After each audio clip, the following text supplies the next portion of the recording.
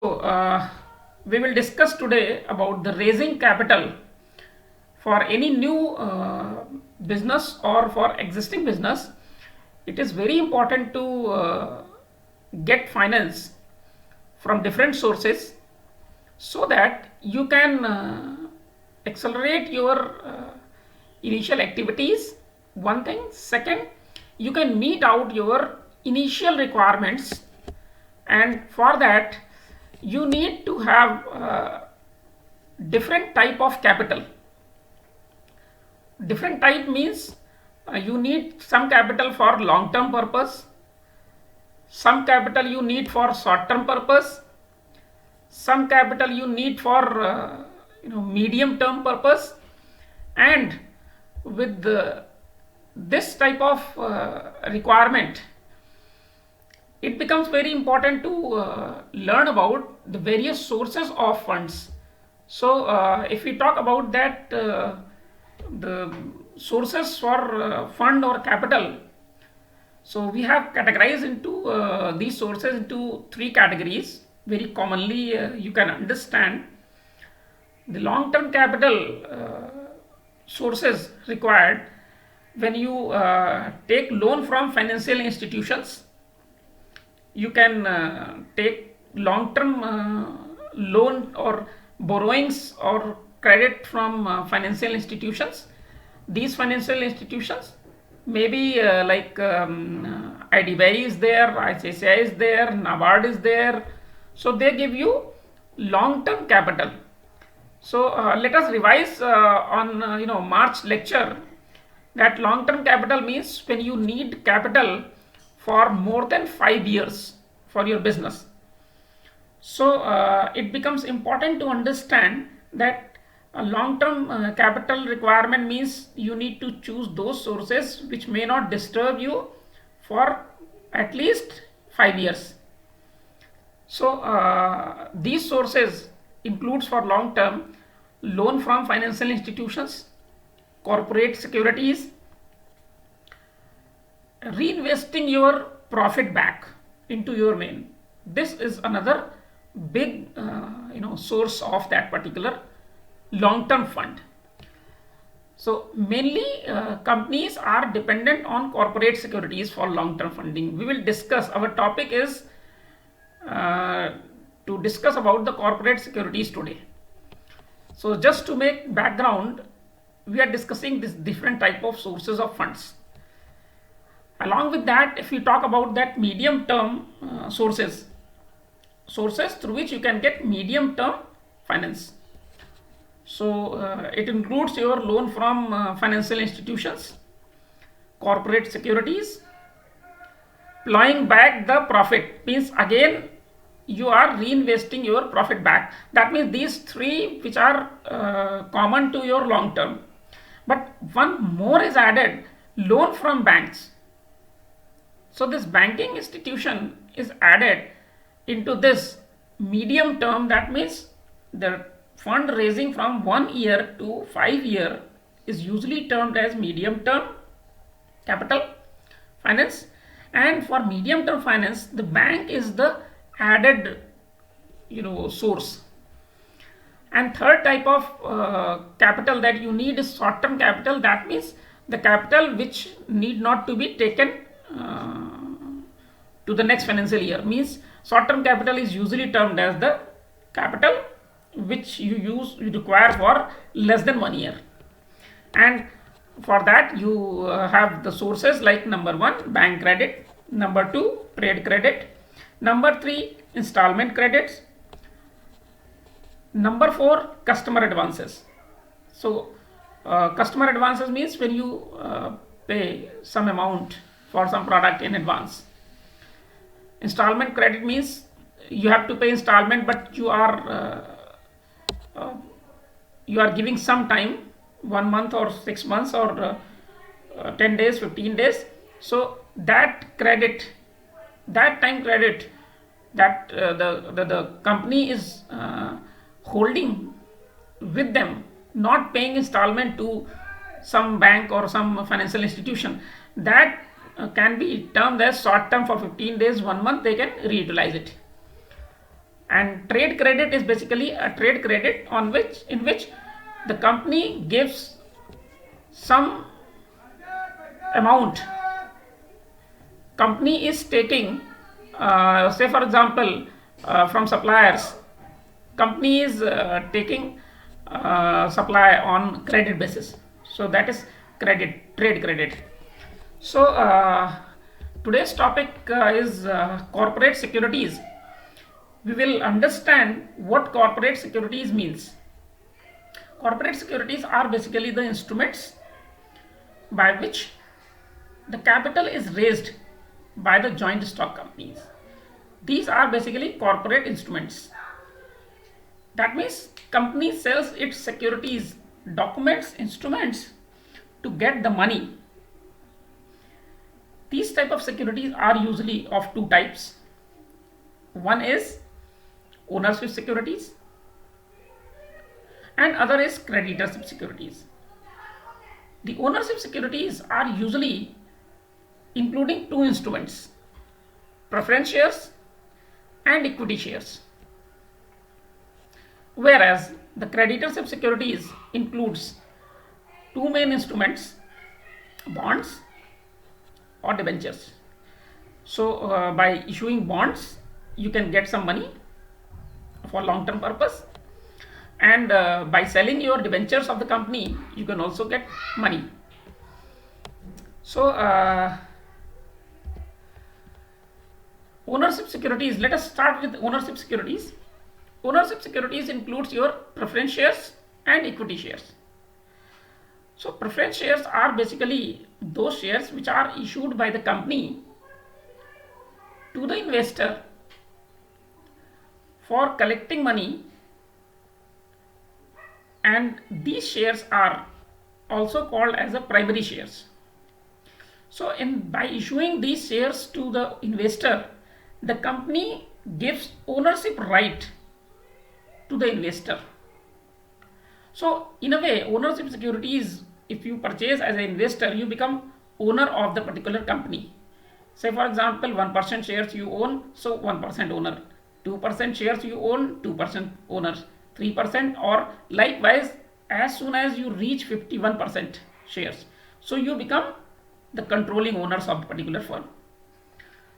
So preference shares are usually shares which are issued by the company to the investor directly, primary shares, and these shares are usually having fixed dividend.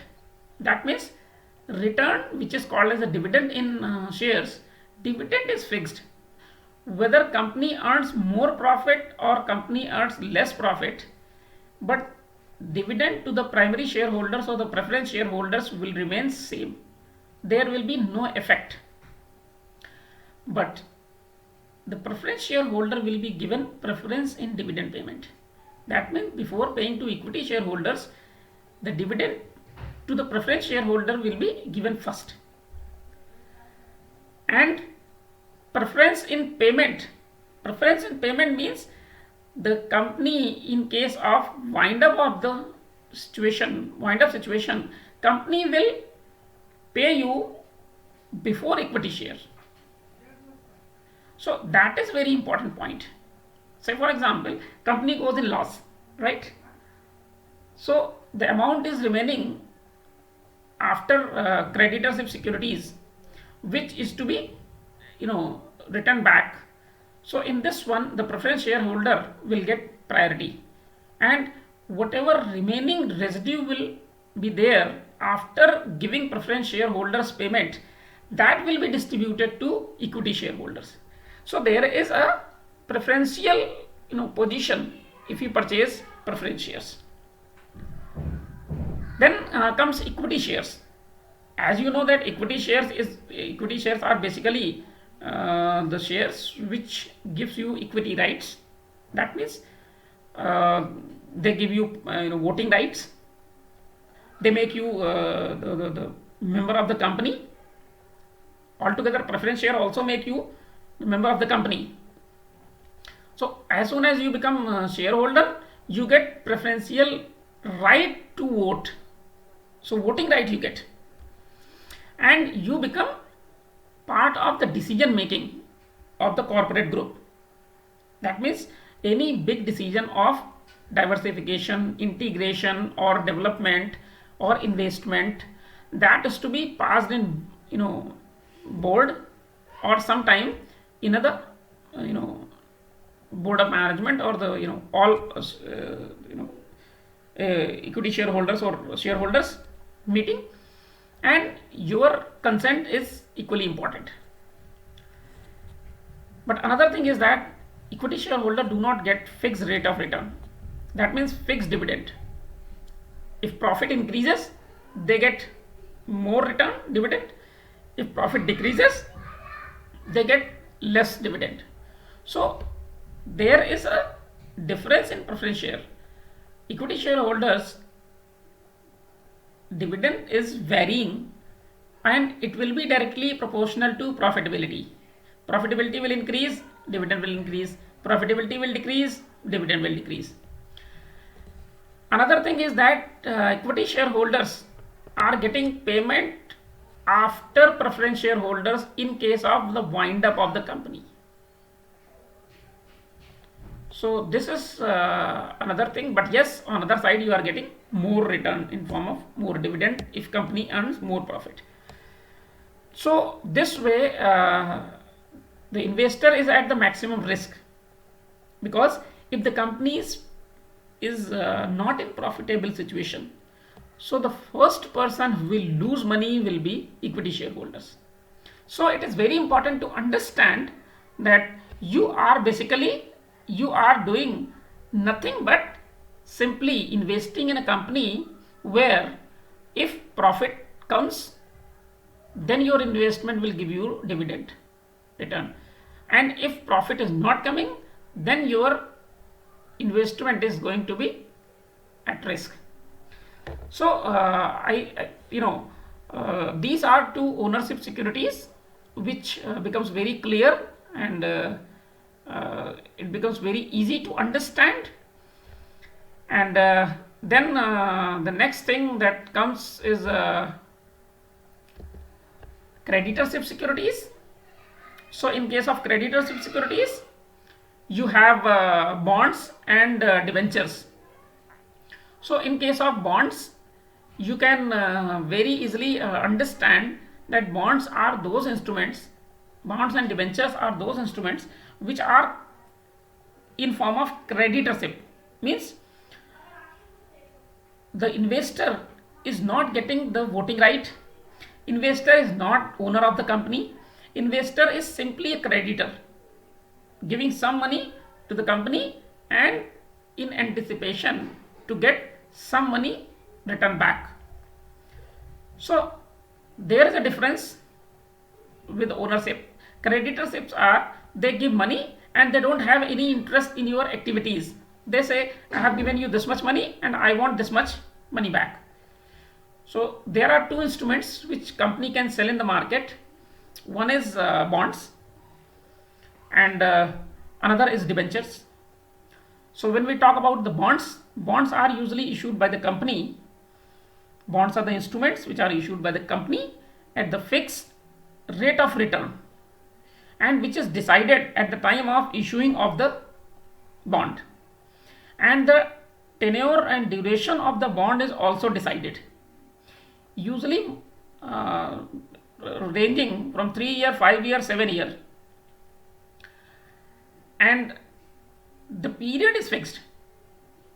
That means the maturity period is fixed, that if you purchase bond for 7 years or 5 years, you will get maturity at after completion of 5 years and one time, and after that your connection with the company is you don't have any connection with the company.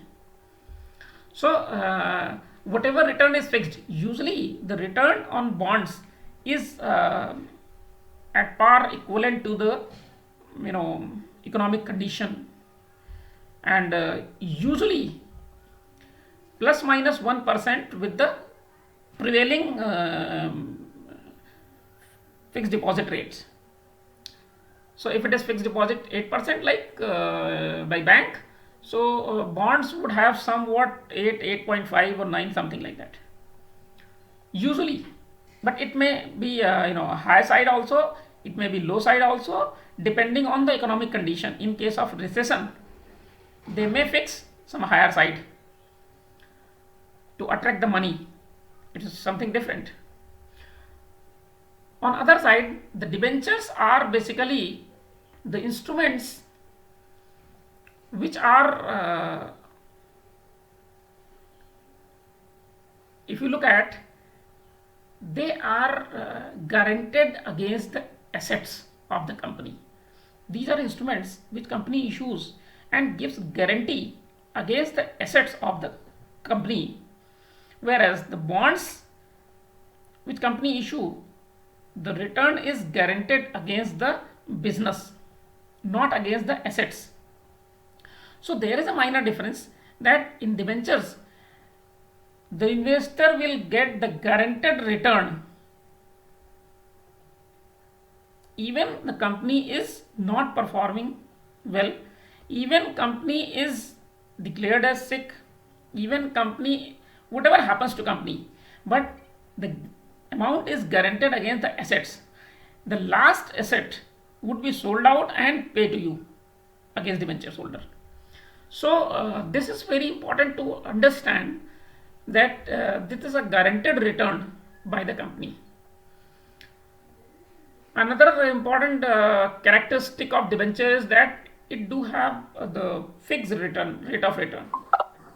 Fixed rate of return means that it is usually fixed higher than bond rate of return. It may be 10%, 15%, 20%, 25%, 30%, it ranges. So guaranteed return, fixed return, and because of this guaranteed and fixed return, the investor is not having any risk, because if you invest 100 rupees, it is guaranteed that you will get 100 plus or 100 at any cost, and that is guaranteed against the assets. So it becomes very important to understand this point, because and to learn about this point, you can refer to the case of Solomon versus Solomon and Company case. You can Google it and you will get the case. The first time this guaranteed payment and guaranteed return case was filed, I can share you in UK. Solomon formed a company, shoe manufacturing company, and after some time the company became sick. Solomon owned debentures of that particular company, some bonds and debentures also, along with shares. So when company declared as a sick company, so the dissolvers start the dissolution process of the company, and as a owner of the particular company, Solomon was denied payment against the debentures and bonds, saying that you are the owner of the company and the investor will be paid first. But Solomon was having debentures with him, so Solomon filed a case in the court, and Solomon won the case. Court decided that the first right, as a characteristic of debenture, the first right of getting money is with the debenture holder, and since Solomon is debenture holder, so Solomon is having first right, and Solomon's amount investment is guaranteed against asset. So Solomon was given by the court, and that case became the benchmark landmark case in case of company and debenture, and the case is very old case, and that is why you see that debentures are not usually available in open market. Bonds you can get, creditors security, debentures are usually not available in open market. If the economy is working good, normal, So usually you see in stock market, there are equity shares. You can get preference shares also.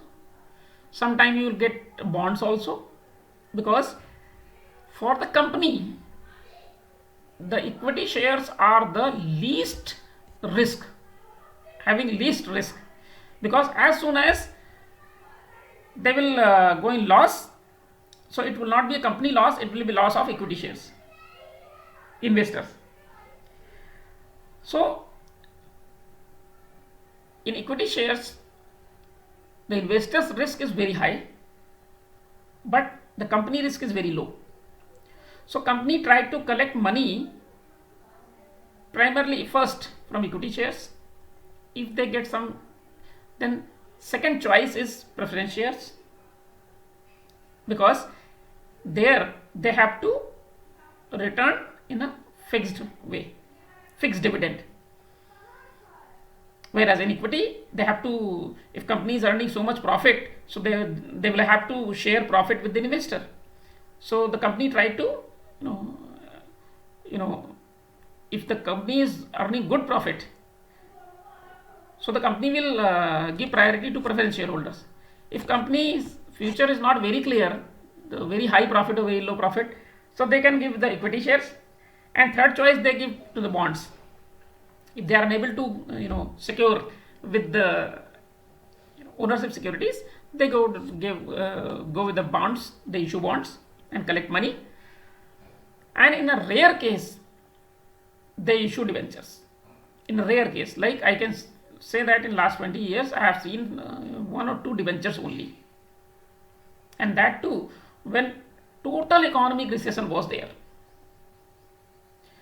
So when the investor is not very much motivated to invest in shares, in preference shares, in bonds, so company has to run their business, and then company is bound to sell their debentures to get some money so that they can continue their activity in economic recession, because no one is giving them money. So it becomes very important to understand from investor's point of view and from company point of view. From investor point of view, it becomes very important to understand that what is the capital, what is the cost of capital, what is the rate of return, and how much risk is involved into it. So cost, capital, risk, return, these four parameters are to be studied whenever someone invests in any business, or from company side also. When you take loan or finance from some source, then also you need to understand, learn that how much capital I am taking for my business, how much cost of capital that I am bearing. Cost of capital means in case of debenture you have to share profit. In case of preference share you have to give fixed return, that is cost of capital. In case of bond you have to pay fixed rate of return. But in case of preference shareholder, fixed dividend is there, but you are giving ownership right to investor. In case of bonds you are not giving ownership right, it is only taking money at the interest of 8-9%. So for company, in this one, risk is there, guaranteed return. Even if you are not earning profit, you have to pay back after maturity. But yes, if you are declared as a sick, you are in dissolution process, so the first priority of payment would be given to the debenture holder. So after selling complete asset of the firm, whatever amount will be remaining, that amount would be paid first to debenture holder, and if any amount is remaining, then to bond holder. It means it is not necessary that you get bond. Remember the case of UTI bond. Government had to intervene when UTI bonds investors were not getting their money back. I hope that this case was late 90s case. So debenture holder, in a way, they are basically the full guarantee. They will get return back. They will that fixed interest would be paid to them. There is no risk, and that is why most of the time debentures are being, you know, kept by owners, keep the debentures of their company with them. They don't, because they are the first investors. They put some money from their pocket, and they issued themselves the debentures of the company, because that is guaranteed. And they play whole game of business risk with amount collected against equity shares, preference shares, or bondholders. And in case of their company is uh, declared as a sick or non-performing well, then if they are having debentures, they are guaranteed, they will be paid against they are guaranteed against the assets of the companies. So this becomes very important to learn. I hope that you must have learned these things a bit clear.